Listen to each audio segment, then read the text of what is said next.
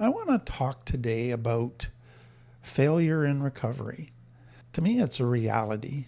Nobody gets recovery perfectly the first time. Nobody does it perfectly.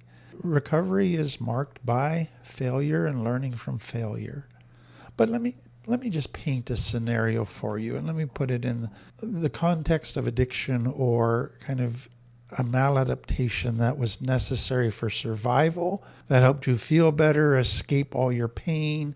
And so that could be food, sex, drugs, alcohol, work, helping others, whatever it is that you learned as a way to feel better about yourself, get people to like you more, escape your circumstances. So let's say that you've hit a really rough patch years ago and you began to realize, wow, I have an addiction, or I have this pattern in my life that is self-destructive, codependency. It looks like it's helping others, but it's making me smaller and smaller and destroying me. I need to change. And you've gone into recovery. You've done a lot of work. You've made a lot of changes. And now for 3 years, you've done really well. But then you hit a really rough patch. You hit a difficult time, very stressful in your life, and you relapse to your old ways of coping, whether that's drugs, alcohol, whatever those things are. And it is devastating to you. It just brings you to a new low. You're disappointed in yourself. You're discouraged.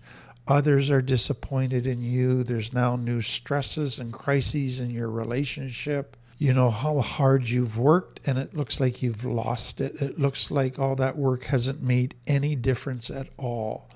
And so you're sitting in this very dark place of failure.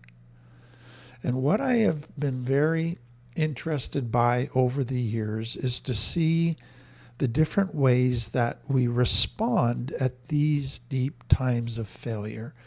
And so I want to give those to you. So the first one is, some people at that point in time just go, I quit. I've tried my hardest. I gave my best. I guess I can't do it. It's too hard. I'll never get it. Maybe I'm just not cut out for this. And I'm done. And they don't even try to get back on their feet. To them, I gave it my best. I failed. Okay, move on. With that, there comes that point for some of kind of a false acceptance. Okay, I failed. I guess I accept that I failed, and I guess I'll never get it.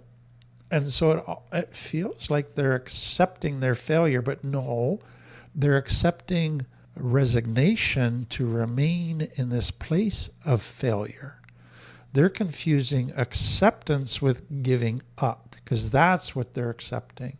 And so they might use terminology, I guess that's just who I am. I guess I was never meant to get it. Or they might use psychological language or spiritual language that maybe this is God's will or whatever. But they try to justify in their own mind that they're accepting their failure when they're really accepting giving it up. Then for others, they go to an even darker place in this giving up and failure, and they just beat themselves up. So this failure proves that I am a total loser. And so they now feed shame. They now believe all the shame messages. My dad always said I was a failure. I'd never amount to anything. I guess he was right. I'm proving everybody right. It's just a party of beating self up. And so they can go to all of the old messages. I'm lazy. I'm stupid. I'm too broken. I'm useless. I'm a mistake. I was never meant to be. I'll never amount to anything. And they draw from their memory all of the stuff that proves that. They avoid all the stuff that would disprove it. They're not looking for an accurate picture right now. They're looking for evidence that proves that they are a failure who's never going to get it. And so quitting is the only justifiable action at this point. Others, they don't go to self-condemnation at that point. They go to blaming others. And that is, well, if I had a better boss, if I had a better spouse, if my living conditions were different, if I didn't have these health problems, if I didn't have these family issues, if my parents were more understanding, it wasn't me. It's not me that's the problem. It's something out there or somebody out there that's to blame for my failure. And they go into feeding an anger and a resentment at everything out there. And if people try to get them to look at themselves, they just dismiss that. They want nothing to do with self-reflection at this point. And so they're very much in victim mentality, stuck in a victim stance where it's poor me, it's everybody else's fault. And so now it's a big pity party fueled by this blaming of others. But then some, so they don't go to quit. They go to, I guess I just need to try harder. That's why I failed. I didn't work hard enough. I didn't do it perfectly enough. And so they go back to make sure they got all the information right.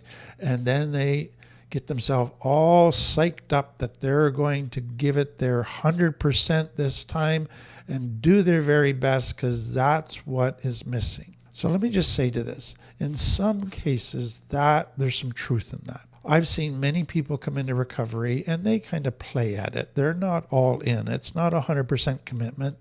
They're just going through the motions, doing kind of bits and pieces that suit them, but they're not giving it their all. So those people, yes, they need to come back from a failure and say, hey, I've been playing at this. I haven't been as committed as I should be. I've been doing recovery out of my limbic brain only when it feels good, not out of my cortex with this discipline. I'm going to do what's healthy every day, whether I feel like it or not. But other people were doing everything that they were told to do, the best that they could do. And so for them to just say, I need to try harder, that's kind of the definition of insanity, doing the same thing over and over, expecting a different result. What that person needs is to be able to say, maybe the recipe for recovery I was following wasn't complete. Maybe there were some pieces missing. Maybe I need to stop and understand, is there some deeper issues that I missed? Is there something that I haven't seen before that has caused this problem in my life, that has caused me to relapse? They need to be curious. They need to investigate deeper. But in their mind, they just go to, I just need to keep doing the same formula over and over and just try harder this time. Some with that, they go to, okay, I can't depend on others, so I got to just depend on me. And they go to even greater self-reliance. People have let me down, and if there's been an element of blame in their thinking, it's partly because people weren't there for me, it's partly because people didn't help me. I just need to do this more myself.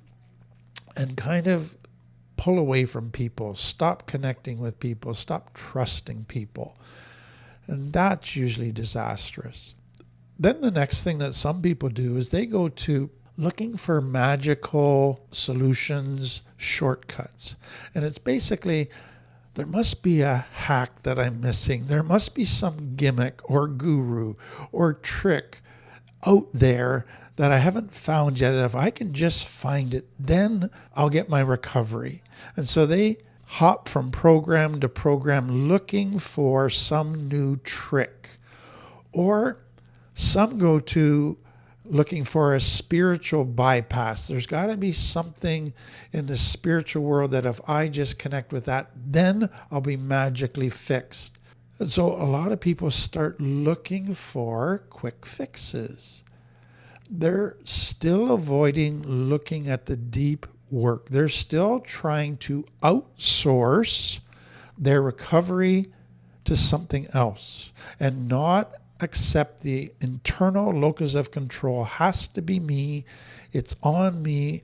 I have to work with others to find out what I have to do, the needs in me that I have to meet. They're still outsourcing their recovery. And then it's interesting to me that when they're in that point of failure, how their brain can begin to look for premature meaning to their failure. So failure means that something big is about to happen in my world, that I am slated for this great destiny. And it's almost like their shame is trying to compensate already that this means I am going to be even greater than I thought. This means I'm going to help even more people than I thought. Other people go to, this must be a sign of something. So they go looking for a sign.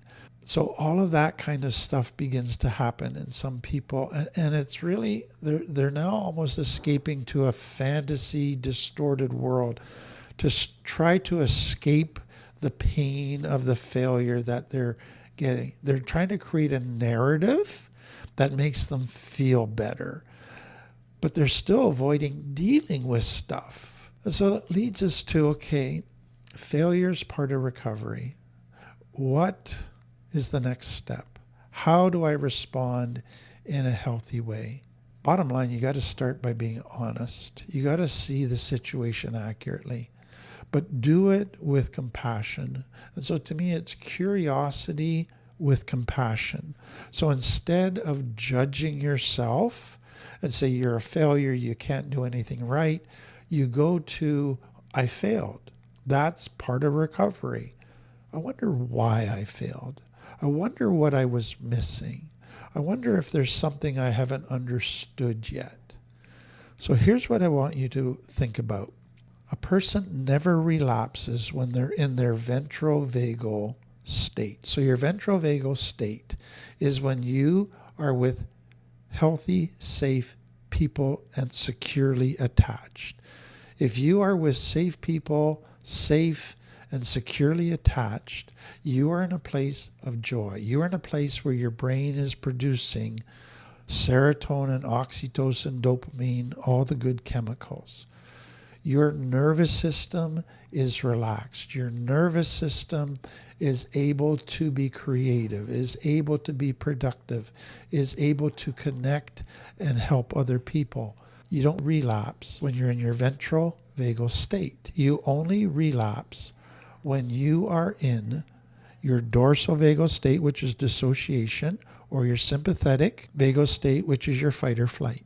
So you need to begin to ask yourself, okay, what caused my nervous system to go from being in this safe, attached place to feeling in danger, to feeling threatened, to being stressed and having to go into survival mode? That's why I relapsed.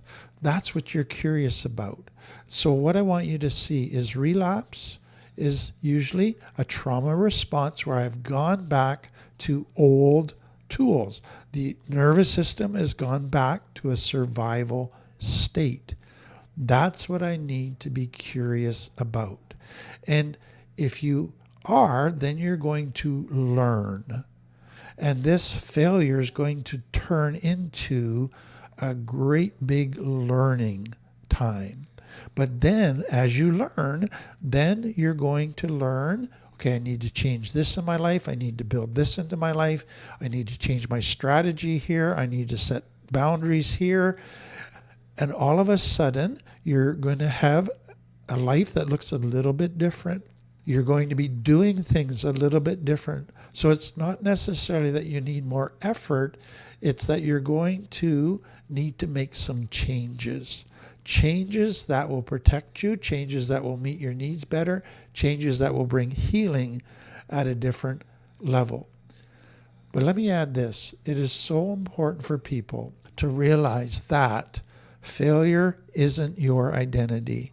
You failed, that was an action. You still have value. You still are lovable. You still are a person to be respected and whose needs deserve to be met. So don't do what many from complex trauma do, is I failed, therefore I'm a failure. No, don't feed shame. Forgive yourself. Say, this is what happens. Let that go. I can learn from this. I can build from this. Resilience is possible.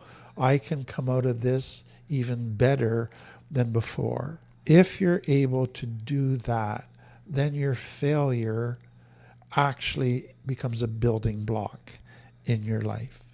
So if you're at a point of failure right now and you're struggling, I hope this helps you avoid some of the normal pitfalls.